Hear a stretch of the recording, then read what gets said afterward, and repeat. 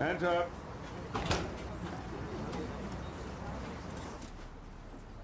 Oh, hi. I'm probably going to get fired for even being here. I'm an extra in this, but I'm an actor, really. And, well, I'm desperate, and, as I say, I'm really sorry, but... Oh, come on, don't apologise. Sit down. You're hustling. Acting is a noble profession, but it's a tough one.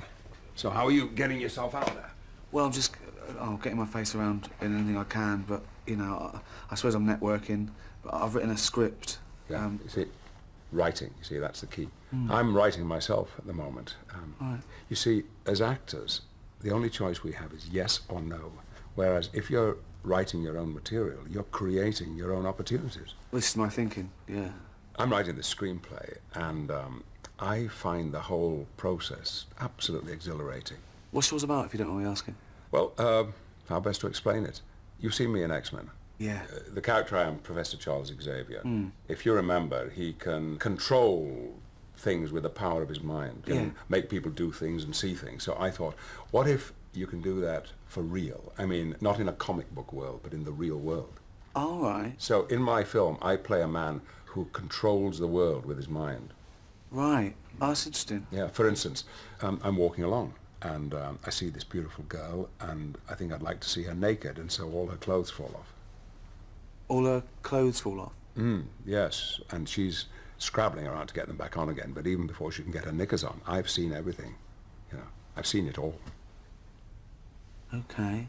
It's a comedy, is it? No. It's about what would happen, you know, if these things were possible. What's the story, though? What's the... Well, I do other stuff, like I'm riding my bike in the park, and this policewoman says, "Oi, you can't ride your bike on the grass," and I go, "Oh no," and her uniform falls off, and she goes, "Ah!" and she's trying to cover up, but I've seen everything. Anyway, and I get on my bike, I ride off. On the grass. So, it's mainly you sort of go around seeing ladies' tits? Mainly. And I do other stuff, like I go to the World Cup final, and it's Germany versus England, and I wish that I were playing, and suddenly I am, and I score the winning goal, and they carry me into the dressing room, and there's Rooney and Beckham, and then Posh Spice walks in, and... Her clothes fall off? Instantly. Sure. And she doesn't know what's happening, but I've seen everything. Again. Good. Is there a narrative at all? Is there like a story in the film, or is it just... Well, I'm a sort of James Bond figure. Right. And I have to go to Iraq to rescue these hostages. And I get there, and I rescue them. But they're all women, and they're naked, because their clothes have rotted off. But I get them into the helicopter, and I'm flying the helicopter. But I can still sneak a look in the mirror, and I can see everything. You know, one of them's bending over, two of them are kissing. They've turned lesbian? Yeah, because they've been in the camp for so long. Can happen. Well, look, good luck with that. I've just written a sitcom, but I wonder if you could give it to anyone you know, Yes. film or TV. Is there any nudity in it? Any nudity in it? Not really. Oh. Well, it could be. Men or women? Either.